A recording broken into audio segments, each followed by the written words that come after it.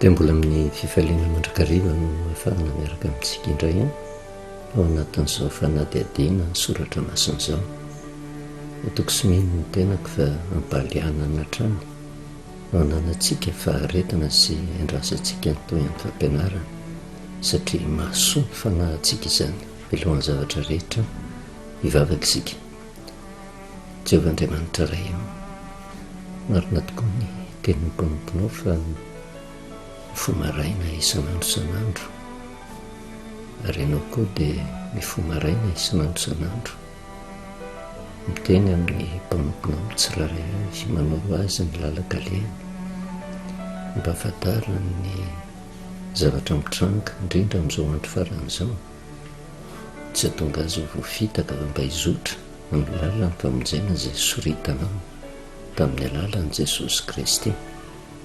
Misotranao ny tominandro mpahavelomana izay omenao anay sy ny fitombony ny fahalalana isan'andro isan'andro mba tsy hatonga anay ho tafalatsaka ao anatin'ny fitaka. Mangataka ny fanahinao mahery mba hiasa indray ao anatin'ny mpanomponao tsiraray avy, manokatra ny saina mampanahy mba hatakarany zavatra tianao ampitaina, satria tsy loza no ambaranao fa fiainana sy fiadanana ho an'izay olona mankatony teninao. Dia matoky sy mino fa anome fifaliana ny isam-patan'olona tsiraray avy ianao, ary na dia resaka mahakasika ny fifadikanana aza no resahana, matoky sy mino izay fa anisany antoka andraisan'ny valim-bavaka avy aminao raha manaiky hivery ho amin'ny famarinana izy ireo. Dia mitenena araka ny fombanao raha eo ny anaranao Jesosy. Amen. Dia faly miarabantsika amin'ny anaran'i Jesosy Kristy manonona ny fahasoavana sy ny fiadanan'ny Tompo amintsika mandrakariva. Fifadikanana maromaro no hitantsika tao amin'ny testamenta taloha,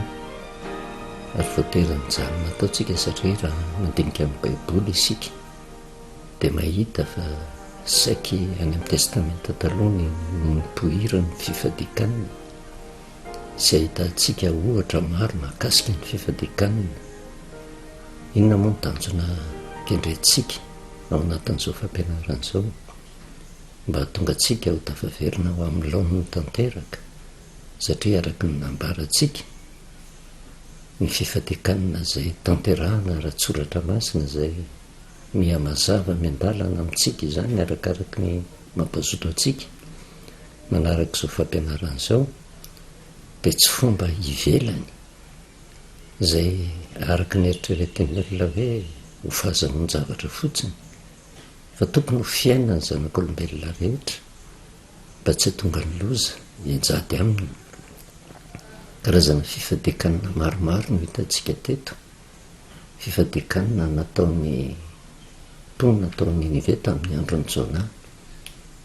fifadikanana tanterahany Mosesy, ary hitantsika moa tamin'ny farany fifadikanana izay tanterahany Ahaba. Hitantsika ireo karazana fifadikanana anankitelo tamin'ny andron'izany mpanjaka izany, anankiroa fifadikanana diso, fa ndray izay ny tanterahany Ahaba tamin'ny farany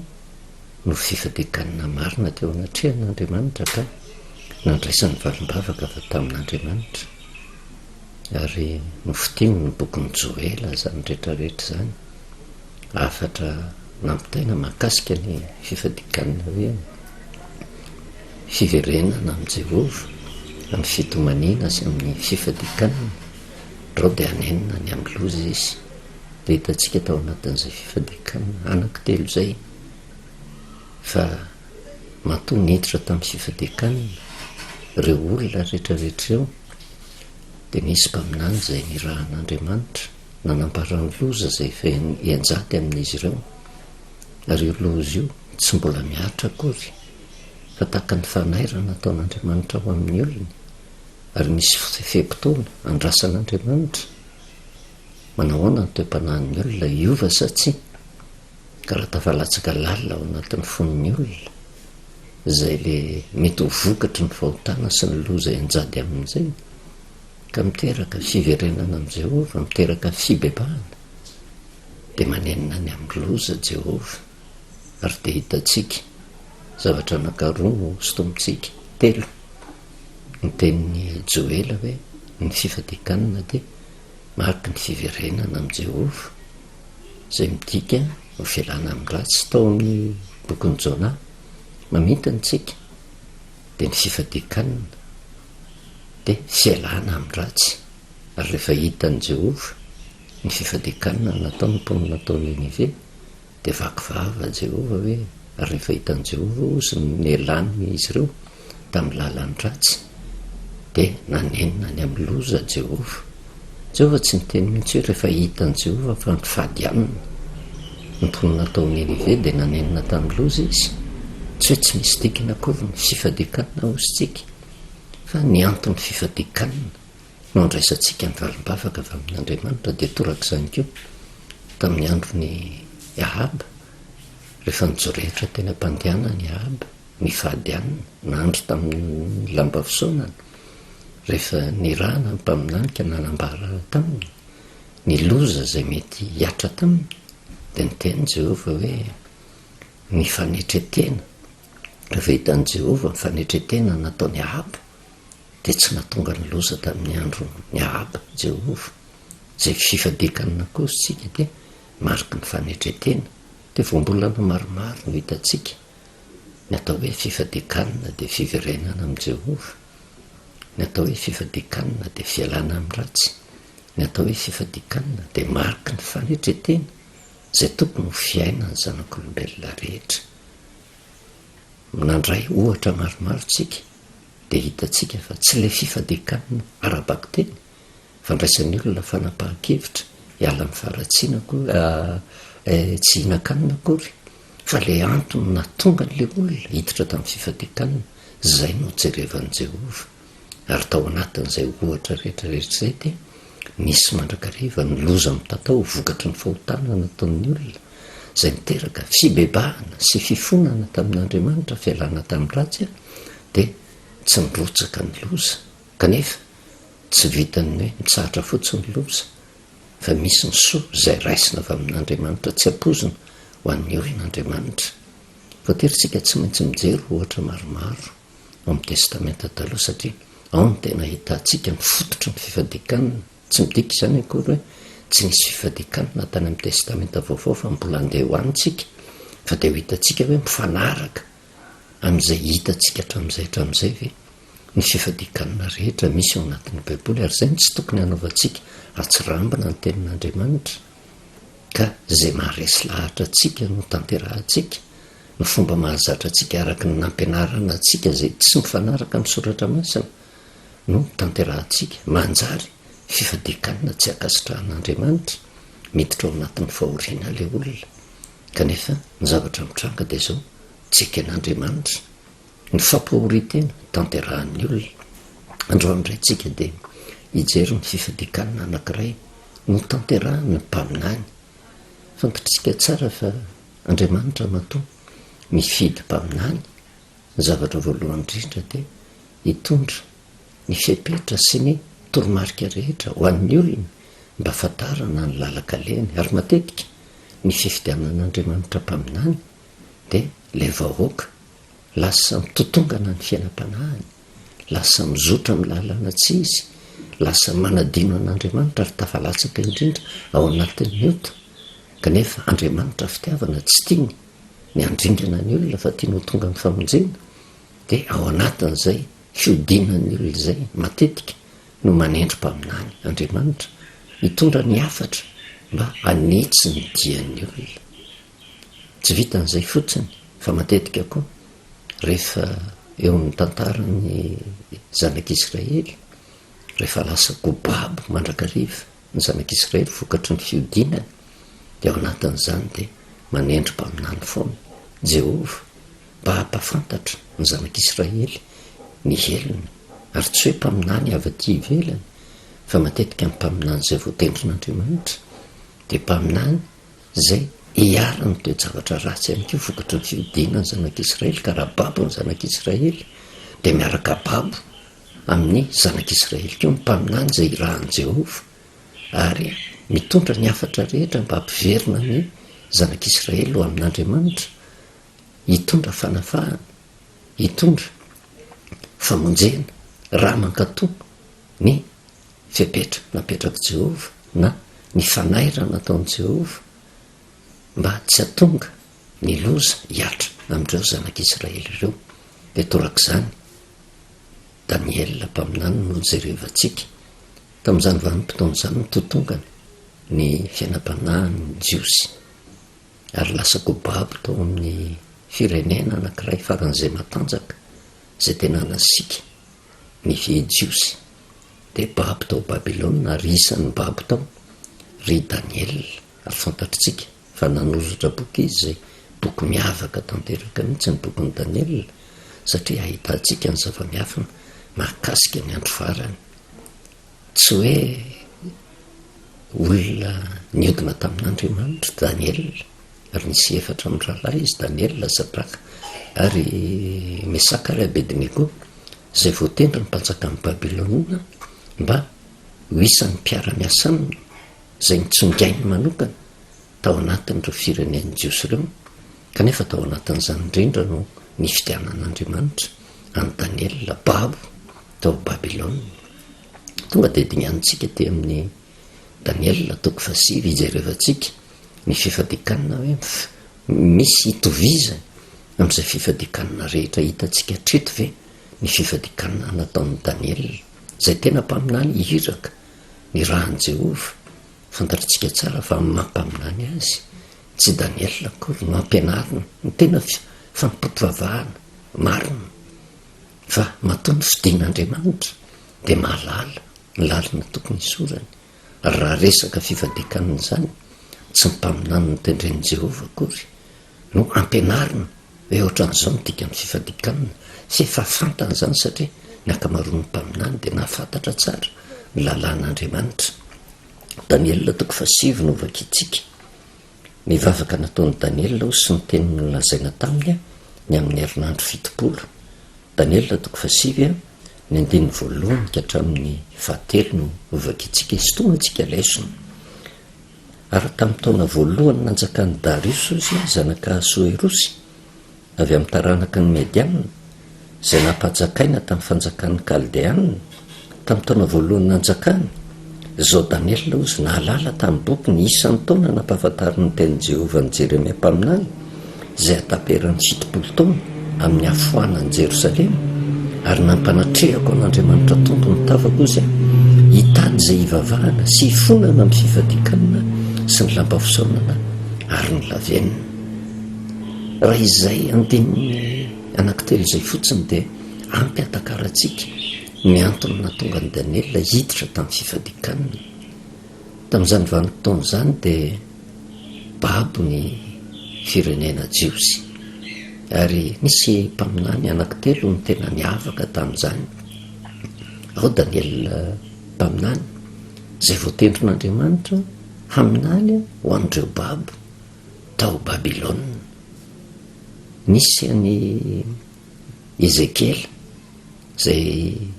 voatendrin'Andriamanitra ihany koa mba hampahery ny olona ho an'ireo babo, Jiosy babo teny moron'ny Omikebara. Ary nisy any Jeremia mpaminany izay voatendrin'i Jehova mba hampahery ny olona izay tavela tao Jerosalema. Rehefa ababoana akory tsy hoe tonga tany amin'ny tany hafa, fa teo ambaniny fahefan'ny Babilôniana avokoa ny firenena rehetra, satria izy ny firenena natanjaka indrindra. Dia ireo mpaminany anankitelo ireo voatendrin'i Jehova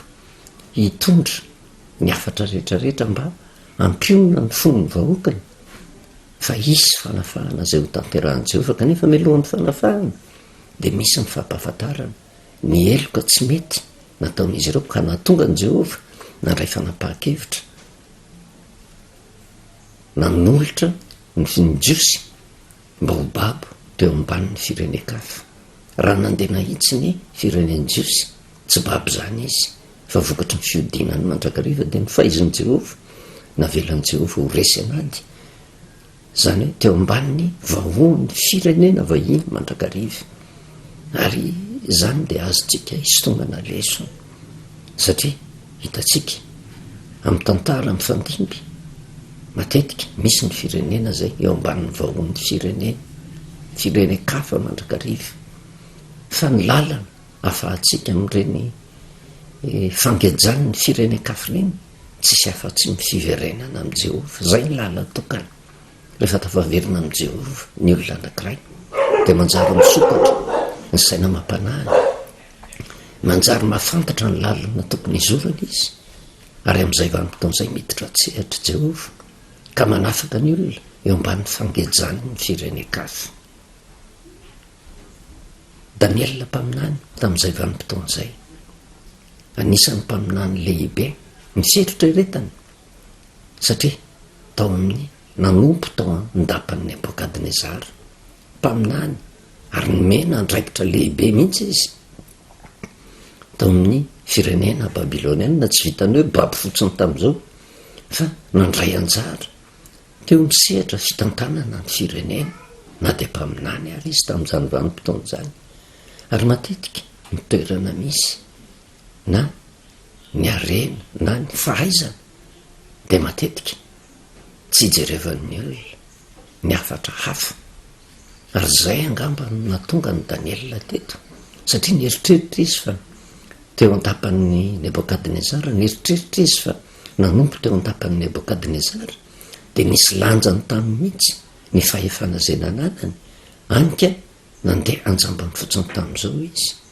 fa tsy nalala ny ain'ny hafa. Matetika ny toe-javatra mitranga dia ohatran'izao, rehefa ny olona ny manan-karena, rehefa ny olona ny manana fahefana, rehefa ny olona ny manana voninahitra, rehefa ny olona ny manam-pahaizana, rehefa ny olona mieritreritra fa tena zavatra izy dia matetika tsy mahay mihaino ny hafa intsony fa mieritreritra fa mahavita ny zavatra rehetra. Ka raha olona eo amban'ny fahefana na olona tsarainy fa totra ny mantra no izy, na dia marina raha ny zavatra tenenin'izany olona izany, matetika tsy mihaino ny olona anankiray izay mifahatra amin'ny fahefana sy ny lasa sy ny voninahitra. Ary tsy vitany hoe ny fitantanana ny firenena fotsiny no ahitantsika an'izany fa na dia eo anivony fiangonana aza misy tena mitompo teny fantatra mihitsy izahay mpitoro filazantsara, izahay tompona andraikitra mitantana ny fiangonana fa tena mahay noho ny hafa, anika tsy mahay mihaino ny hafa intsony na dia marina ary ny toe-javatra mitranga ny hafatra izay hoentin'ireny olona ireny fa tena mihevy tena mihitsy fa mahalala ny marina rehetra. Ary zay le fiheveran-ten'izay hitondra ny olona ny amin'ny lalan-diso satria Andriamanitra tsy refesin'Andriamanitra amin'ny harena, tsy refesin'Andriamanitra amin'ny voninahitra, tsy refesin'Andriamanitra amin'ny diplôma nanan'ny olona ny hafatra izay entiny fa afaka mifidy olona mandrakariva Andriamanitra arak'izay hitiavany azy mba hitondra ny hafatra ho an'ny rehetra. Daniela tamin'izany vanim-potoan'izany tsy dia nihaino ny hafatra hafa fa dia nindehatra fotsiny hoe mpaminan'ny Jehova izy, ary tena nieritreritra fotsiny izy fa tompona andraikitra manana ny fahefany sy ny lazany sy ny toerany ambony dia ambony tao amin'ny lapan'ny Nebokadnezara dia tsy nihevitra, tsy namakafaka, tsy nandalina hoe inona ny antony natonga ny firenen'ny Jiosy ho baby tao ana Babilôna. Dia araka ity andiny ny tsoratra masiny ity ny andiny toko 7 tamin'ny vanim-potoana eo mitodika ny sain'i Daniela dia nijery izy fa misy mpaminany hafa koa voatendrin'Andriamanitra izay tsy manompo ao an-tapan'ny Nebokadnezara, isan'izany Jeremia izay nanompo ny zanak'Israely tamin'izany vanim-potoan'izany tao Jerosalema izay fa niara-ny fahoriana vokatry ny fangejany babiloniana. Kanefa ity Jeremia ity dia nahazo hafatra tamin'i Jehova ihany koa, ary ny hafatra izay nomeny dia mahakasika mihitsy ny firenena Jiosy rehetra, na ny firenen'ny Jiosy baby tao Babilôna, na ny firenen'ny Jiosy izay teny amoron'ny Onikebara, na ny firenen'ny Jiosy izay babo tao Jerosalema, dia nomen'Andriamanitra hafatra izy mba hampitaina amin'izy ireo fa saingy ninena nampisofina manoloana izay hafatra izay ny ankamaroany ny firenen'ny Jiosy ka natonga ny fahababoana izay naharitra 70 taona tamin'izy ireo. Taty amin'ny Daniela toko 7 efa akaiky hifaraparana ny vanim-potoana izay mahababo ny firenen'ny Israely de inona ny zavatra mitranga nandinika amin'izay ny faminaniana zay nampitondrana ny Jeremia zay noheverina fa mpaminany kely, mpaminany tsy misy dikany, mpaminany tsy nanompo tao an-tapan'ny Nebokadnezara. Ary io no tena tokony hitandremantsika hoe ny toerana zay ananantsika, ny voninahitra zay ananantsika, ny fahaizana zay ananantsika tsy miteny zany eo anatrehan'Andriamanitra fa na inona toerana misy atsika mahay miaino an'Andriamanitra ve tsika sy ny olona irahan'Andriamanitra na de heveritsika fa mavomavo ary reny olona reny. Ary indrindra mampitoro filazantsara ny fiangonana mba mahay miaino ny hafa ve isika fiangonana mba ahafahantsika mamantatra ny hafatra avy amin'Andriamanitra. Rehefa tena jerevana i Daniel inona no natonga azy niditra tamin'ny fifadekana, vokatra ny fandiniany teo izy voataitra nandinika ny faminaniana nampitondraina ny Jeremia. Teo jerevantsika izany faminaniana zany. Jeremia toko fa 5:20, Jeremia toko fa 5:20. Vakitsika no toe-javatra mitranga somary lavalava kanefa ny tanjona kendretsika de ny ahafantarantsika ny antony fifadikanina. Ary ny fifadikanina moa efa hitantsika treto fa mitovy daholy nanosika ny olona rehetra tao amin'ny testamenta taloha niditra tamin'ny fifadikanina. De ho jerevantsika ihany koa hoe manahoana ny fifadikanina Daniel. Nandinika izy ny faminaniana zay napetraky Jeremia mpaminany aty amin'ny Daniel toko fa 5 izy vao nandinika an'izany nandalo teo ny toko 1, 2, 3 hatrany amin'ny toko fa 5 efa taona ela no mifandimby zay vao tarihan'ny fanahin'Andriamanitra Daniel niondrika namantatra inona ny antony na ababo ny firenen'ny Jiosy tao Babilôna na de ny rahan'Andriamanitra ary Daniel hitondra fanafahana ampahery ampionona firenen'ny Jiosy zay babo sy niaritra ny fahoriana teo ambany vahoan'ny Babilôniana. Vakitsika ny Jeremia toko fa 5:20. Ny andravan'ny Babilôna ny Joda ozy sy ny firenena manodidina ary ny loza melezana ny Babilôna sy ny firenena hafa rehetra. Teny avy amin'ny Jehova zany ampahafantarina ny mpaminany amin'ny Andriamanitra azy tsy hoe voasorotra ho babo ny firenen'ny Jiosy, tsy ho voasorotra ho aringana ny Babilôniana fa vokatry ny toe-panahan'ireo de amin'ny Andriamanitra azy de ampahafantarin'Andriamanitra azy ny zavatra tsy maintsy hitranga any aoriana. Vakitsika hatramin'ny andininy voalohany zao no teny tonga tamin'ny Jeremia ny amin'ny Joda rehetra tamin'ny taona faha-4 nanjakan'ny Joakima zanaky Josia mpanjakan'ny Joda de ny taona voalohany nanjakan'ny Nebokadnezara mpanjakan'ny Babilôna. De zay no nolazain'ny Jeremia mpaminany tamin'ny Joda rehetra sy tamin'ny mponina rehetra tany Jerosalema hoe hatramin'ny taona faha-10 nanjakan'ny Josia zanaky Amona mpanjakan'ny Joda ka mandrak'androany de mandritra ny 20 taona izao no nahatongavany tenin'i Jehova tamiko ary nolazaiko taminareo eny ny fo maraina koa aho ka nilaza nefa tsy niaino ianareo. Zany hoe ny faminaniana nomenan'ny Jeremia de efa tena trano nitomboan'ny fikasan'Andriamanitra mihitsy hahababo ny Babilôna ary 20 taona izao izy nolazain'ny Jeremia no efa ny fo maraina ny teny taminareo fa inona no nataon'ny reto Jiosy reto tsy niaino ianareo. Ary zay le fomban'Andriamanitra milaza loza aloha kanefa tsy tonga de tanterahany mendrivendry fiampitoana hoe manahoana ny toe-panahan'ny reto olona reto. Raha miova le olona de tsy tanterahan'Andriamanitra ny loza satria teny soratra masina de milaza an'izany mihitsy mora manenina ny amin'ny loza Jehova. Raha ohatra miverina amin'le olona de le loza ka sain'i Jehova ho tanterahany tsy tanterahany ray. De Jeremia nefa nirahany napahafantatra ny olona mbola tsy tonga ny loza de efa nilaza hatramin'ny andro nitombony nanjakan'ny Nebokadnezara de efa nampitandrina ny firenen'ny Jiosy kanefa de gaga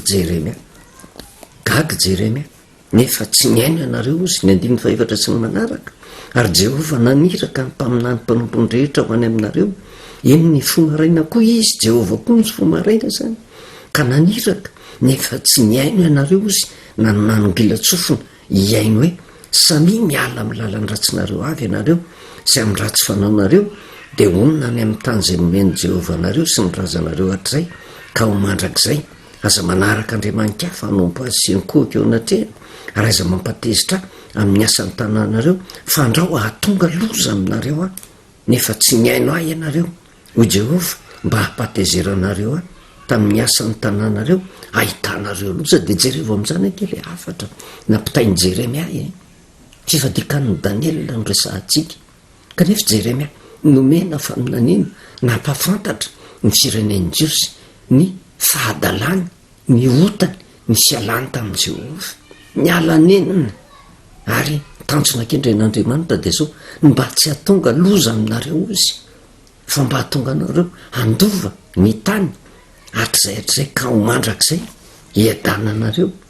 ary ny afatra zay nomeny ny 15 hoe samy miala amin'ny lalany ratsinareo avy ianareo sy ny ratsy nataonareo ka dia onona any amin'ny tany zay nomeny Jehovah anareo sy ny razanareo hatrizay ka ho mandrakizay ary aza manaraka Andriamanitra fanompo azy sy nikohaka eo anatrehany ary aza mampatezitra amin'ny asan'ny tanànareo fa andrao hahatonga loza aminareo a nefa tsy niaino ahy ianareo Jehovah mba hampatezeranareo a tamin'ny asan'ny tanànareo ahitanareo loza rehefa tsy meno an Jehovah ny dikany manota miala amin'Andriamanitra tsy miala amin'ny ratsy dia manaraka ny loza zany hoe mbola tsy tonga ny loza fa maniraka mpaminany Jehovah mampafantatra ny fahotany ny firenen'i Jiosy mba tsy hiara-ny loza ary tena fikasan'i Jehovah mba tsy ahitanareo loza hozy Jehovah kanefa ny zavatra mitranga tsy miaino an Jehovah ahoana moa fomba hiainona an Jehovah tsy miaino ny teny ny mpaminany zay mirahan Jehovah dia mba hampadezerana amin'ny asan'ny tanànareo ahitanareo loza dia ny 19 dia zao no vokany ka zao ny lazain'i Jehovah tompony maro noho tsy niainonareo ny teniko dia indro hampanalaiky ny firenena rehetra any avaratra sy Nebokadnezara mpanjakan'ny Babilôna mpanompoko hoy Jehovah ary hoentiko hamely ty tany ity sy ny mponiny eto mba amin'ireo firenena manodidina rehetra rehetra izy ary aringako tokoa ireo ka ataoko figagana sy zavatra mampisitrisitra sady rava mandrakizay ary atsahatra ho aminy ny feo mifaly sy ny feo miravoravo dia ny feon'ny mpanjaka mpapakatra sy ny feon'ny ampakarina sy ny feon'ny vato fikisoam-bary ary ny fahazavan'ny jiro ary ity tany rehetra ty izy dia ho fona Silao ary reto firenena rehetra ireto anompo ny mpanjakan'ny Babilôna 70 taona zay ny zavatra mitranga tsy mbola miatra fa afatra nampitaina mba hieritreretina fa fomba ny firenen'i Jiosy ny toetra ny firenen'i Jiosy tsy niaino ny afatra nampitainy Jehovah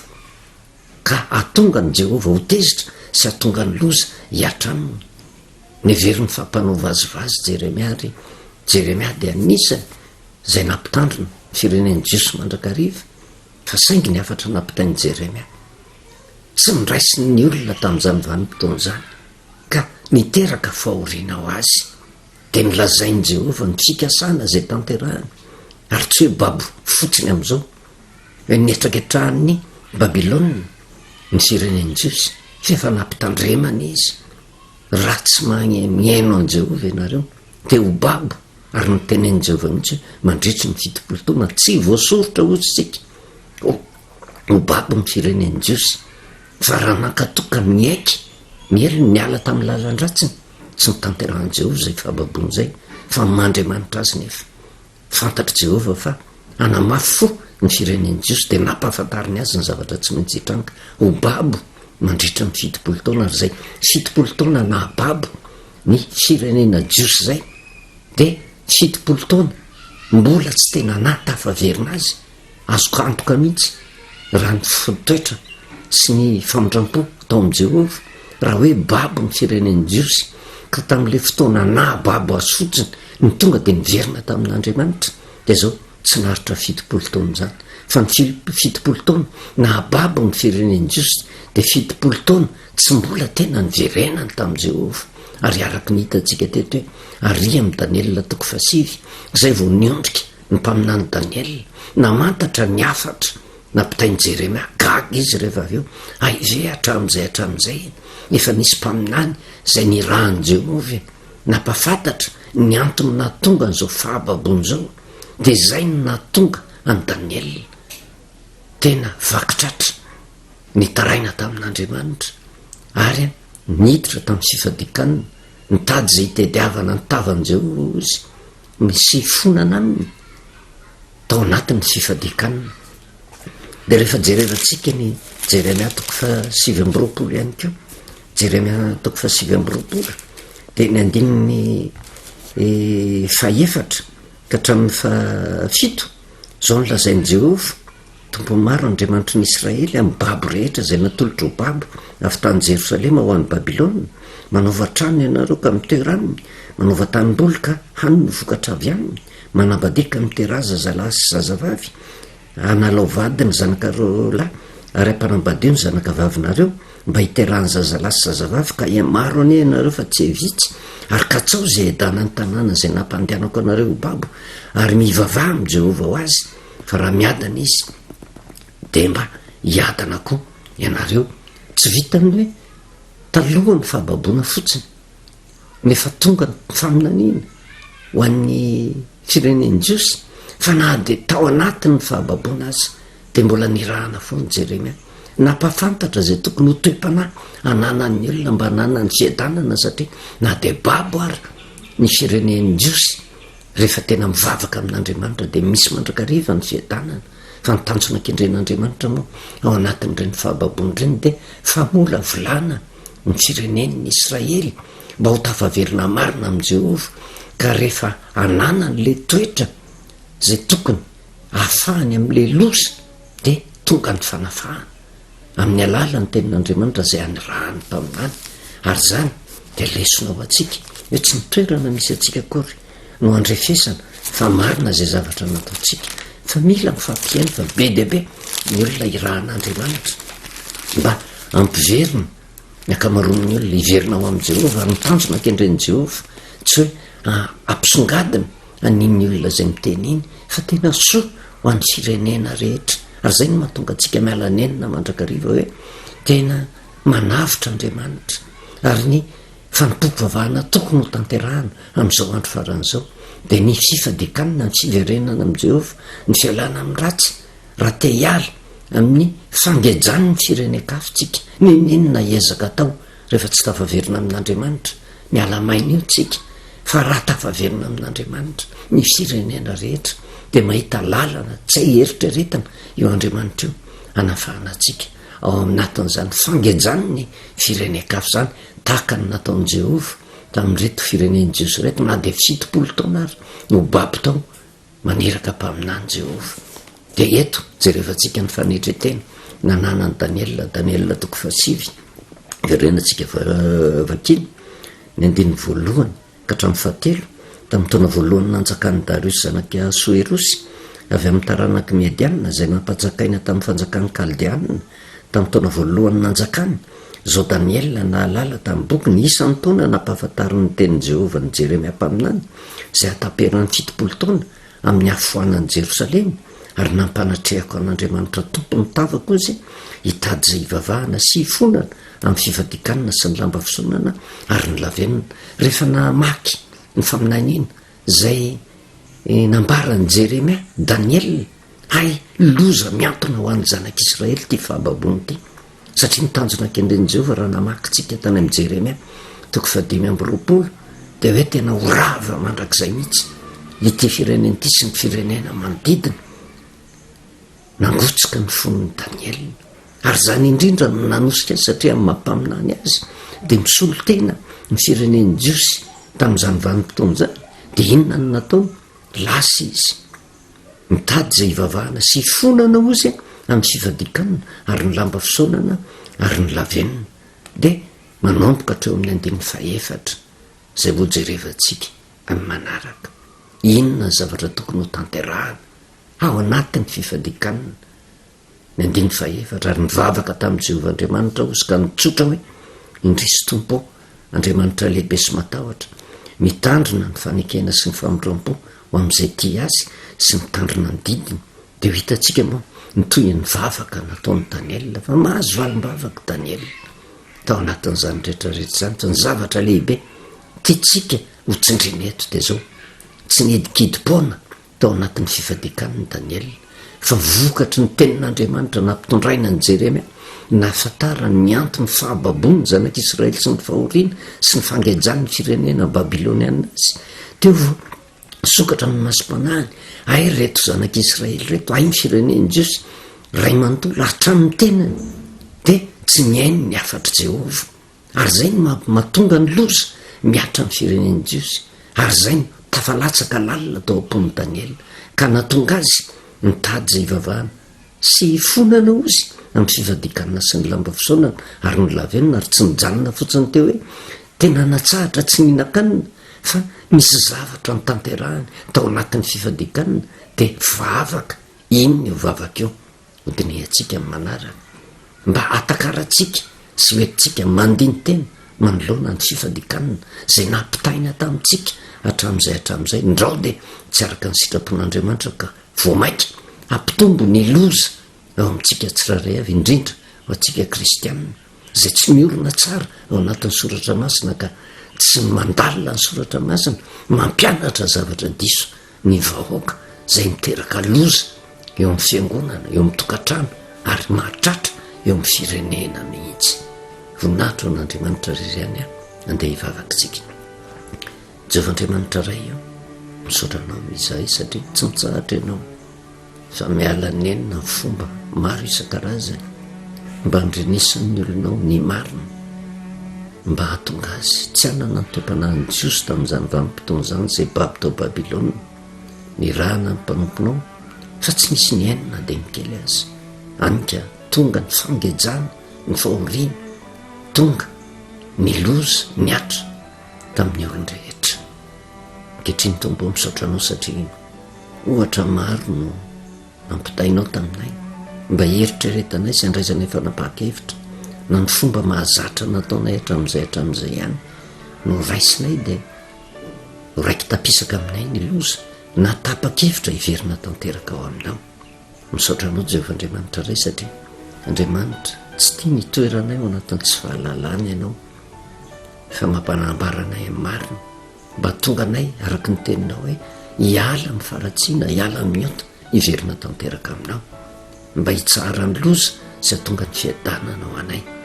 matoko sy mino izay fa ny fanahinao masina de asa mandrakariva ao anatin'ny olonao mba hikatsahany tena fanavotana indrindra ny firenena zay tafalatsaka lalina ao anatin'ny korotana amin'izao vanim-potoan'izao fantatray tompo fa maro mitarainy ao anatrehanao ho an'izao firenena zao mangataka ny amindranao fony ty firenena ty mba ho tafaverina marina amin'ny tompo ka na inona na inona mety ho loza zay kasaina ho tanteraha de mba ho hitanao niezaka atao amin'ny tsiraray avy miala amin'ny ratsy atonga ny loza hitsara ary matoky sy mino izay fampilatananao